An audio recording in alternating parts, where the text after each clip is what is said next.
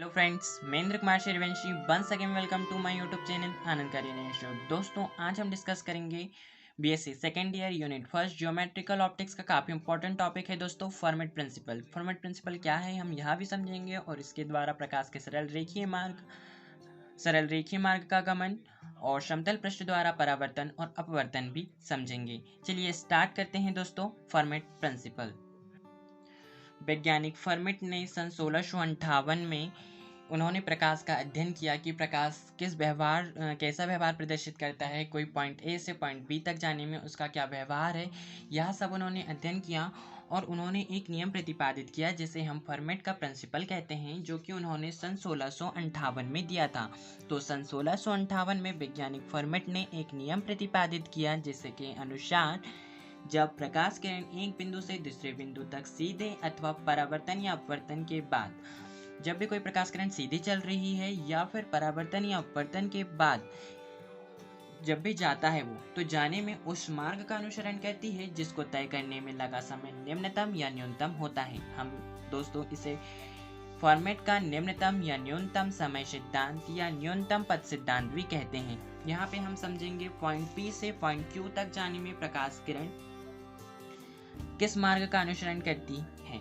यहाँ पे दोस्तों P से Q तक जाने के लिए एक मार्ग तो है PAQ, तथा इसके अनेक मार्ग हो सकते हैं। प्रकाश किरण इस यहाँ पे एक हम नया जो लाइन है ड्रॉ कर देंगे तो प्रकाश किरण यहाँ से भी जा सकती है और भी बहुत सारे मार्ग हो सकते हैं। तो हमने मान लिया है कि PAQ भी है एक मार्ग और माना एक और मार्ग है PVQ, जिससे प्रकाश किरण P बिंदु से Q तक जा सकती है। अगर हम इन दोनों जो मार्ग हैं PAQ व PVQ है, इनके बीच का जो पार्श्वीय पथांतर यहाँ पे क्या है AB, लेटरल पैसेज। जो लेटरल पैसेज है वह AB है, वह उसकी जो वैल्यू है वह डिस्टेंस जो है वह DS है, AB DS के बराबर है, यहाँ हमने मान लिया है।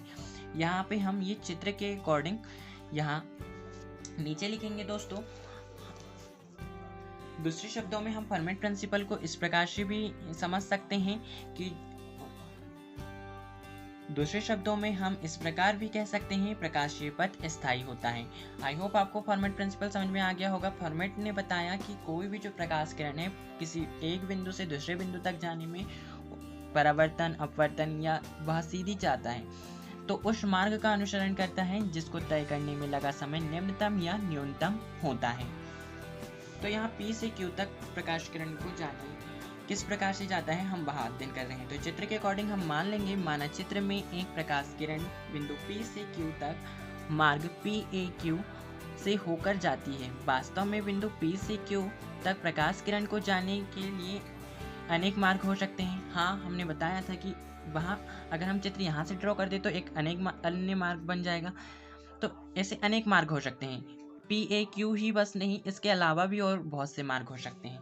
तो हमने यहाँ पे एक अन्य मार्ग ले लिया है PVQ है, जिसमें मार्ग PAQ तथा जो एक अन्य मार्ग PVQ है, इनके बीच का जो पार्श्वीय पथांतर लेटरल जो पैसेज है वह AB, जो AB है मैंने बताया था, जो इन दोनों के पार्श्वीय पथांतर लेटरल पैसेज जो डिस्टेंस है AB वह DS के बराबर है। तथा मार्गों PAQ व PVQ को तय करने में प्रकाश किरण द्वारा लिए गए समयों का अंतर। अगर हम मानते हैं कि प्रकाश जो P बिंदु से Q तक जाता है तो जब वह PAQ मार्ग का अनुसरण करता है तो उसे T1 समय लगता है, तथा जब वह PVQ मार्ग का अनुसरण करता है तो उसे T2 समय लगता है। अगर T1 और T2 तो हम T2 माइनस T1 कर देंगे तो हमें DT प्राप्त होगा, हमें जो लगा समय है उसका अंतर प्राप्त हो जाएगा। अतः वही हमने बोला है कि मार्ग PAQ व PVQ को तय करने में प्रकाश की किरण द्वारा लिए गए जो समय है उसका अंतर हमारा DT निकल गया है। तो जो वास्तविक मार्ग है बिंदु A से बिंदु, यहाँ पे जो वास्तविक मार्ग है वह AB है। हमने जो पार्श्वीय पथांतर निकाला था, लेटरल पैसेज निकाला था, वो जो वास्तविक मार्ग है जिसे हमने AB बराबर DS माना था, तो वह क्या हो जाएगा, लगा समय बटे दूरी, वह 0 के बराबर हो जाएगा। अतः फर्मेट का प्रिंसिपल प्रकाश किरण को जब भी सीधी रेखा में या परावर्तन या अपवर्तन के पश्चात एक बिंदु से दूसरे बिंदु तक जाने में उस मार्ग का अनुसरण करती है जिसको तय करने में लगा समय निम्नतम या न्यूनतम होता है। फॉर्मेट के सिद्धांत के द्वारा प्रकाश के सरल रेखीय गमन तथा प्रकाश के परावर्तन तथा अपवर्तन की व्याख्या की जा सकती है। अब हम बताएंगे कि फॉर्मेट के प्रिंसिपल के द्वारा किस प्रकार प्रकाश किरण सीधी रेखा में गमन करती है। तो प्रकाश के सरल रेखीय गमन को हम स्पष्ट करते हैं। हम हेडिंग डाल देंगे प्रकाश का सरल रेखीय गमन। माना प्रकाश किरण बिंदु ए से बिंदु बी तक सीधे जाती है। चूंकि हमने देखा था कि जो प्रकाश किरण बिंदु पी से क्यू तक जा रही है तो वहाँ पी ए क्यू मार्ग का अनुसरण करती है और बिंदु पी से क्यू जाने के लिए एक अन्य मार्ग पी वी क्यू का अनुसरण करती है। लेकिन उनका जो पार्श्वीय पथांतर हमने निकाला था, जो अल्प डिस्टेंस है, जो वास्तविक मार्ग है ए बी, वहाँ बिल्कुल छोटा से छोटा है तो और वह सीधा है। क्योंकि बिंदु ए व बिंदु बी के बीच, बिंदु ए और बी जो हमने पार्श्वीय पथांतर निकाला था, अगर जो प्रकाश किरण है वह इस प्रकार से ये आपको सिर्फ समझाने के लिए बना रहा हूँ, इसलिए थोड़ा गड़बड़ बन सकता है। यहाँ P से Q पॉइंट तक जब वह जा रहा था तो जो पार्श्वीय पथांतर है ए बी जो हमने माना था वह छोटा से छोटा है, अतः सरल रेखीय है। अतः हम कह सकते हैं कि छोटा से छोटा मार्ग है और सरल रेखीय है, अतः प्रकाश सीधी रेखा में गमन करता है। फ्रेंड्स, वीडियो काफ़ी लंबा हो रहा है।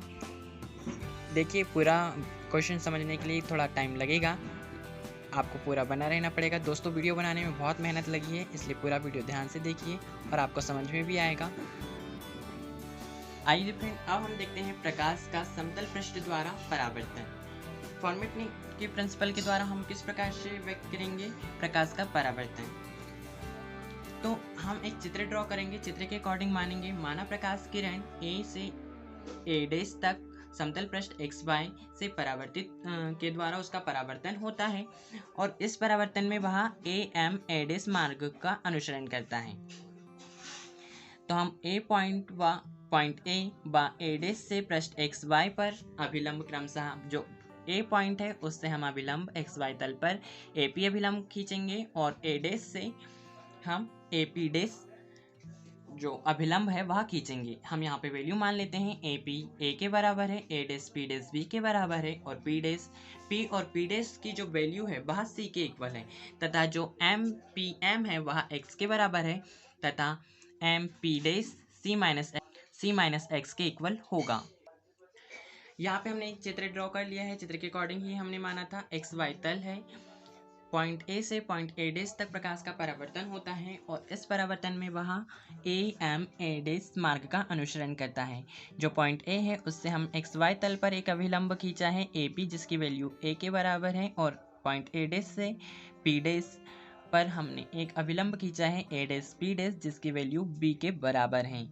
जो PM है इसकी वैल्यू X के बराबर है तथा MP जो है P डैश इसकी वैल्यू C माइनस X हो जाएगी क्योंकि जो P और P डैश की वैल्यू है वह C के बराबर है। तो अतः चित्र के अकॉर्डिंग वह हमने मान लिया था, वह यहाँ पे आपको क्लियर हो गया होगा। यहाँ I आपतन कोण है और जो R है वह परावर्तन कोण है। चूंकि संपूर्ण मार्ग AM A डैश वायु के द्वारा तय किया जाता है, वायु में तय किया जाता है, जो संपूर्ण मार्ग AM A डैश है वह वायु में तय किया जाता है। अतः A व A डैश के बीच प्रकाशीय दूरी को हम S मान लेते हैं। AM A डैश है इसकी वैल्यू, जो मार्ग है प्रकाशीय दूरी S मान लिया है हमने AM A डैश। हम AM A डैश को इस प्रकार से भी लिख सकते हैं AM plus M A dash.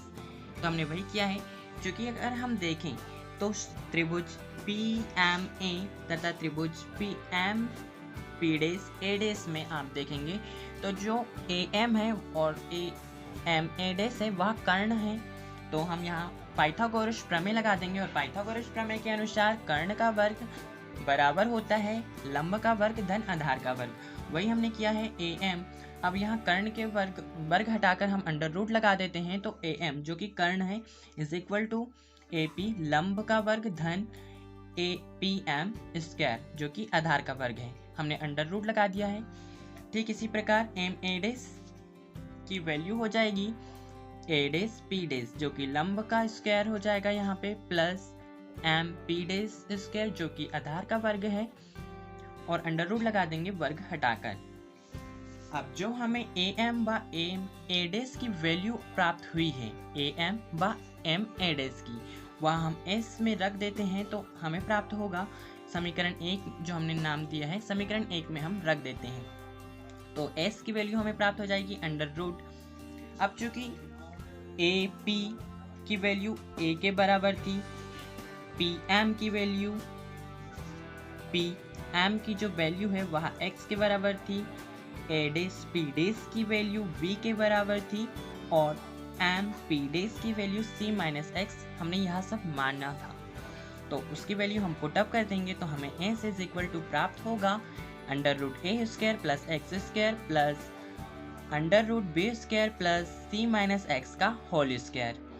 यदि जो परावर्तन पृष्ठ है इसके ऊपर माध्यम में प्रकाश की चाल v है तो इस दूरी को तय करने में लगा समय, अगर हम मान लेते हैं जो परावर्तक पृष्ठ है इसके ऊपर का जो माध्यम है जिसमें प्रकाश किरण ए एम एडेस मार्ग का अनुसरण कर रहा है, उसमें जो प्रकाश की चाल है वह v है, तो उसमें लगा समय क्या होगा, तो हमें पता है चाल बराबर दूरी बटे समय होता है, या फिर हम यहाँ पे एक और फॉर्मूला यूज कर सकते हैं, वेग बराबर विस्थापन बटे समय। तो समय अगर हमें निकालना है तो विस्थापन डिस्टेंस अपॉन वेग आ जाएगा, तो टाइम इज इक्वल टू हो जाएगा डिस्टेंस अपॉन वेलोसिटी।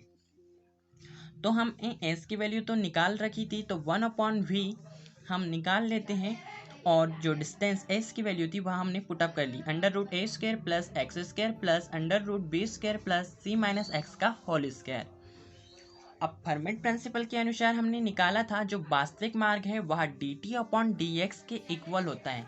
जो वास्तविक मार्ग होता है वह उच्च छोटा से छोटा होता है, तो dt upon dx is equal to 0 होता है। यह हमने निकाला था लिया गया समय बटे छोटा से छोटा डिस्टेंस, तो dt upon dx is equal to 0 हो जाएगा फॉर्मेट सिद्धांत के अनुसार। अतः वास्तविक मार्ग के लिए dt अपॉन dx हमने निकाला था, वही हम यहाँ पे लगा देते हैं।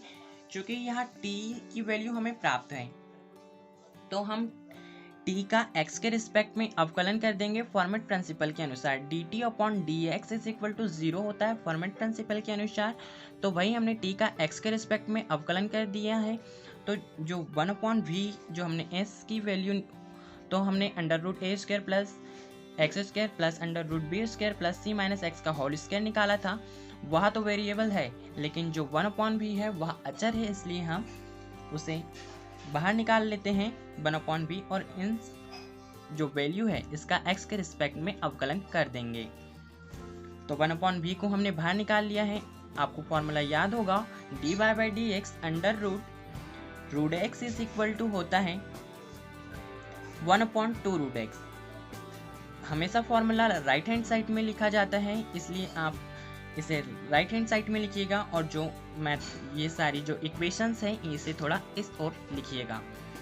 तो हमने t के रिस्पेक्ट में अवकलन किया है तो 1/2 रेड x आएगा, तो 1/2 चूँकि हमने x is equal to A square plus X square माना था तो हमें फिर से इसका अवकलन करना पड़ेगा। तो हम फिर से इसका एक बार और अवकलन करेंगे तो हमें प्राप्त होगा dy by D X X square is equal to 2 root x होता है। चूँकि जो d अवकलन का फॉर्मूला है dy by D X X square is equal to 2 root x, तो वहाँ पे फिर से 2 रूट x आ जाएगा, तो यह वैल्यू होगी 2x upon 2 upon under root A square plus X square, plus हम एक बार फिर x के रिस्पेक्ट में अवकलन करेंगे तो dy by D X under root X is equal to 1/2 root x होता है, तो वही हमने किया है 1/2। अब चूँकि जो रेड स्क्वायर की वैल्यू है x की जो वैल्यू है वह हमने बी स्क्वायर प्लस एक्स सी माइनस एक्स स्क्वायर यह निकाली थी, तो हम यहाँ पे अंडर रूट x की जगह यह वैल्यू हमने x मानी थी तो हम x की जगह इसे पुटअप कर देंगे।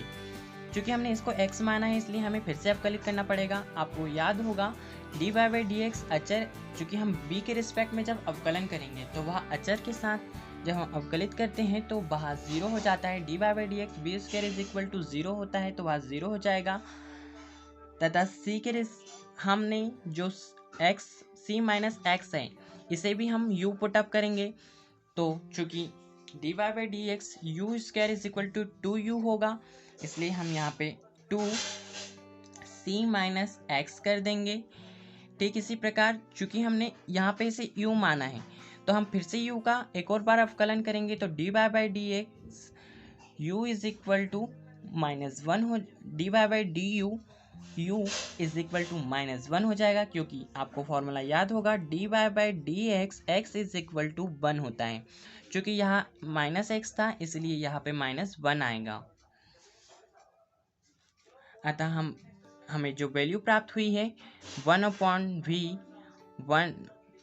2 से 2 हम यहाँ पे कैंसिल आउट कर देंगे, यहाँ पे भी हम 2 से 2 कैंसिल आउट कर देंगे, तो हमें जो वैल्यू प्राप्त होगी 1/v x upon under root A square plus X square minus, जो कि यहाँ पे -1 था तो अंदर मल्टीप्लाई होगा तो -c minus X upon under root B square plus c minus X का whole square is equal to 0 हो जाएगा, क्योंकि फॉर्मेट प्रिंसिपल के अनुसार dt five by D X is equal to हमने 0 लिया था, इसलिए हम ये सारी जो इक्वेशन है इसको 0 के बराबर लेकर चलेंगे।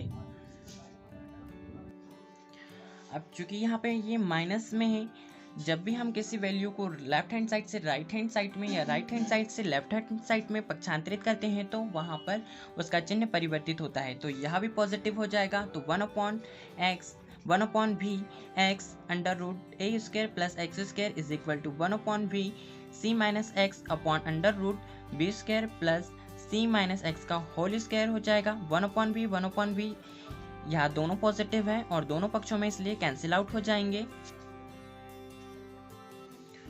तो हमें वैल्यू प्राप्त हो गई है x upon under root A square plus X square is equal to c minus X upon under root B square plus c minus X का होल स्क्वायर। जो x है वह pm की वैल्यू के इक्वल है, हमने देखा था, और जो under root A square plus X square है, चूंकि am कर्ण है और कर्ण बराबर होता है लंब का वर्ग धन आधार का वर्ग, तो यहाँ पे a लंब था और x जो था आधार था, तो वही हमने यहाँ पे under root A square plus X square कर दिया है। ठीक इसी प्रकार c minus X M P dash की वैल्यू थी और ए डेस जो है वह कर्ण था, तो वही हमने किया है V square plus under root C minus X का होल स्क्वायर। अब यदि जो आपतन कोण है, चूंकि हमें क्या सिद्ध करना है, प्रकाश के परावर्तन को हम फॉर्मेट प्रिंसिपल के द्वारा सत्यापित कर रहे हैं, तो हमें आपतन कोण और परावर्तन कोण को बराबर सिद्ध करना है। तो हम यहाँ पर लेते हैं आपतन कोण I तथा रिफ्लेक्शन कोण जो कि R है को समकोण त्रिभुज हम एम पी ए में साइन थीटा अगर हम लेते हैं, चूंकि जो साइन थीटा होता है दोस्तों, साइन थीटा वह लंब बटे कर्ण के इक्वल होता है,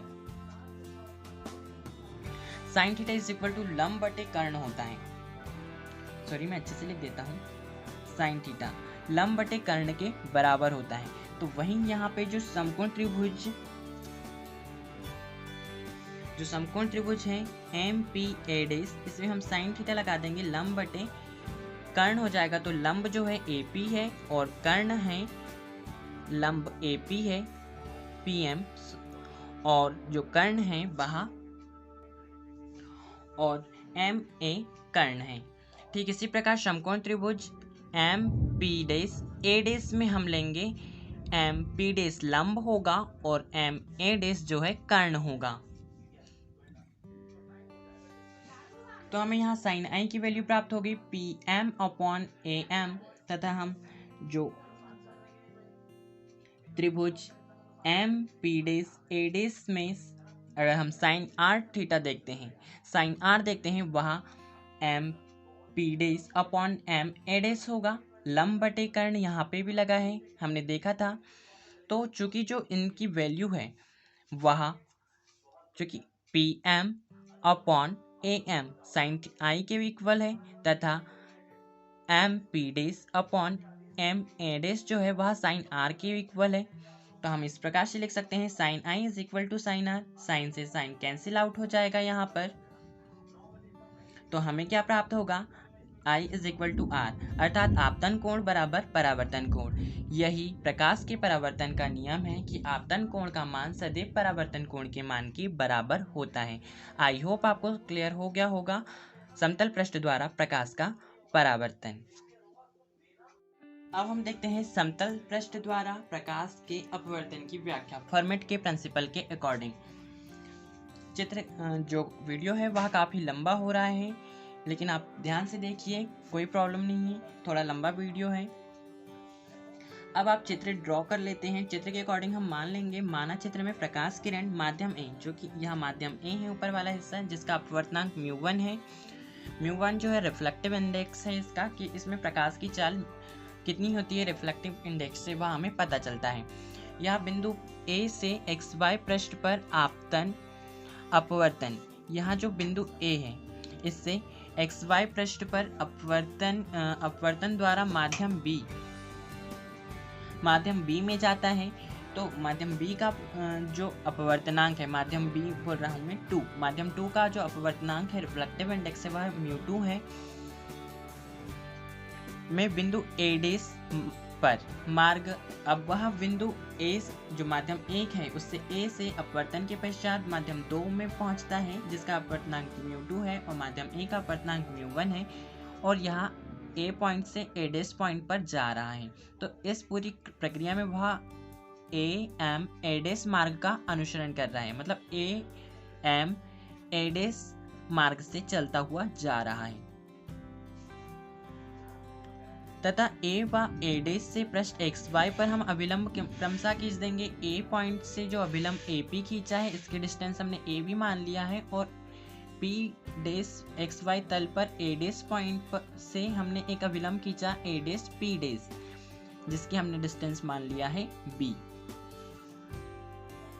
तो हमने क्रमशः वही बोला है, A व A' से पृष्ठ XY पर अभिलंब क्रमशः AP व A', P' है। माना हम यहाँ पे देख लेते हैं, AP बराबर हमने A देख लिया है, A', P' is equal to B, तथा P और P' की जो वैल्यू है, P से P' की जो वैल्यू है वह C है, तथा PM is equal to X है। जो PM है, PM इन दोनों के बीच की डिस्टेंस X है, तथा जो MP' है, अगर हम MP' चाहिए तो हम PP' से PM' घटा देंगे तो हमें MP' प्राप्त हो जाएगा C माइनस X।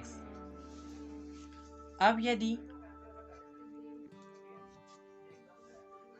यदि माध्यम 1 में प्रकाश की चाल v1 है, अगर हम माने कि माध्यम 1 जिसका अपवर्तनांक μ1 है उसमें प्रकाश की चाल v1 है, तथा माध्यम 2 में प्रकाश की चाल v2 है, तो A से A' तक जाने में प्रकाश द्वारा लिया गया समय t क्या होगा, A से A'।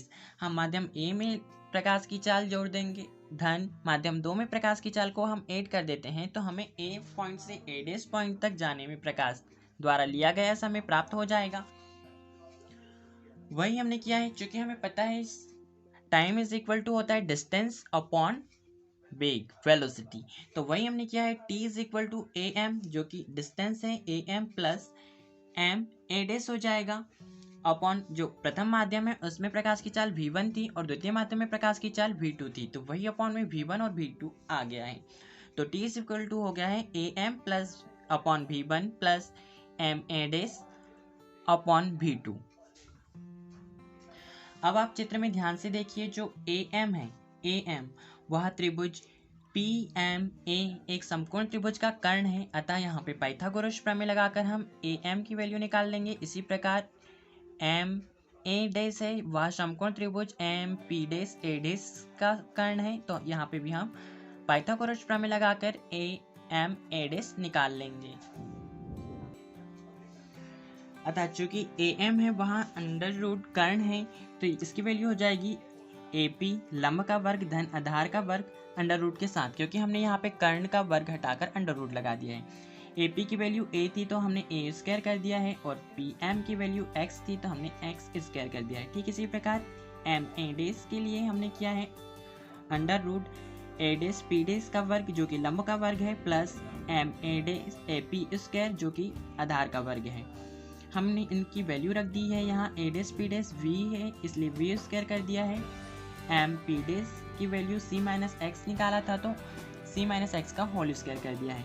अब हमने जो समीकरण निकाला था t इज इक्वल टू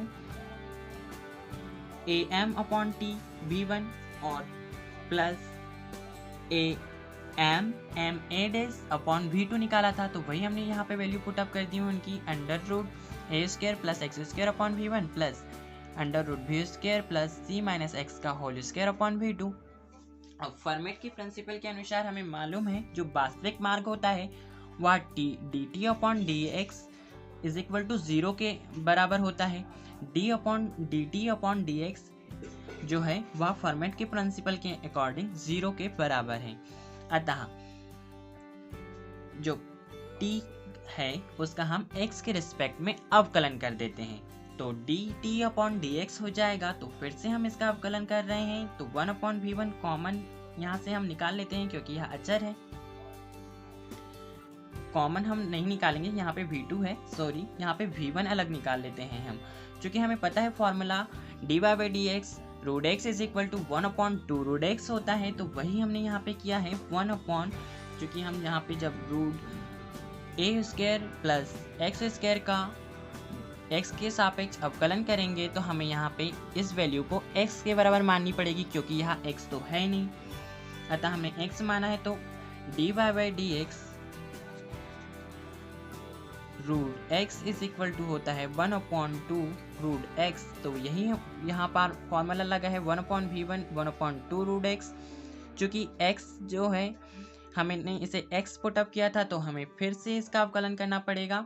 तो D Y by D X X square is equal to 2 root X होता है, इसलिए यहाँ पे 2 रूट एक्स आ गया है। ए स्क्वायर तो अचर था इसलिए वह 0 हो जाएगा। इसी प्रकार v2 को हम अलग निकाल लेंगे और हमें पता है formula D Y by D X root X is equal to 1 upon 2 root X होता है। तो 1 अपॉन 2 रूट एक्स और x हमने इस वैल्यू को x पुट अप किया था तो हम x की जगह इस वैल्यू को रख दिया है। अब चूंकि हमने इसे x माना था इसलिए हमें एक और बार इसका अवकलन करना पड़ेगा। तो एक्स स्क्वायर, चूंकि v स्क्वायर तो अचर है इसलिए उसका जो अवकलन है वह 0 के इक्वल हो जाएगा, इसलिए वह 0 आ जाएगा। लेकिन c माइनस एक्स का होल स्क्वायर जो था उसका फिर से अवकलन होगा, c माइनस एक्स का होल स्क्वायर था तो D Y by D X root X square is equal to होता है 2 रूट एक्स। तो यहाँ पे 2 c माइनस एक्स आ जाएगा क्योंकि हमने x is equal to c minus X माना था।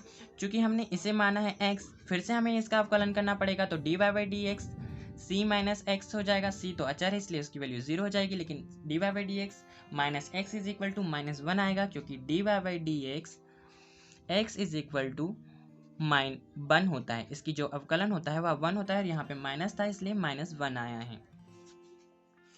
तो यहाँ पे हमने वैल्यू पुट अप कर दी है 1 अपॉन v1, यहाँ पे 2 से 2 कैंसिल आउट हो जाएगा, यहाँ पे भी 2 से 2 कैंसिल आउट हो जाएगा। 1 upon v1 X upon under root A square plus X square minus 1 upon v2 c minus X upon under root B square plus c minus X का होल स्क्वायर। चूँकि जो फॉर्मेट का principal है उसके according वास्तविक मार्ग D T upon D X is equal to 0 होता है, तो हमने यहाँ इन सारी वैल्यू को 0 के इक्वल लेकर चलेंगे। तो यहाँ पे ये माइनस है, चूँकि जब भी राइट हैंड साइड में अगर हम इसका पक्षांतरित करेंगे तो यहाँ पॉजिटिव हो जाएगी। 1 upon v1 X upon under root X square plus A square. ठीक इसी प्रकार 1 upon v2 c minus X under root B square plus c minus X square whole square आएगा। यहाँ पे भी होल स्क्वायर आएगा। 1 अपॉन v1, अब जो वैल्यू है वह pm upon am is equal to 1 upon v2। यह जो वैल्यू है वह अगर हम, चूंकि हमने देखा है जो am है वह under root A square plus X square इसकी वैल्यू है और m a डेस की जो वैल्यू है under root B square plus c minus X का होल स्क्वायर इसकी वैल्यू है। तो यही हम करेंगे। सॉरी यहाँ पे एक्स स्क्वायर यहाँ पे आ गया था, यहाँ होल स्क्वायर में है एक्स स्क्वायर, ओके। तो हम यहाँ पे वैल्यू पुट अप कर देंगे। जो x है वह तो हमने pm निकाला था अपॉन am हो जाएगा इसकी वैल्यू। इसी प्रकार 1 upon v2 m p days upon m a days हो जाएगा यहाँ। अब चूंकि आपतन कोण I तथा अपवर्तन कोण R है, तो समकोण त्रिभुज MPA से साइन थीटा जो हो जाएगा, sine I is equal to लंब बटे आधार होता है, तो लंब बटे कर्ण, लंब बटे कर्ण होता है, तो हम समकोण त्रिभुज MA, आप देखेंगे समकोण त्रिभुज MPA में जो साइन थीटा होगा वह लंब बटे आधार होता है, लंब बटे कर्ण होता है। लाल बटे का जो ट्रिक है,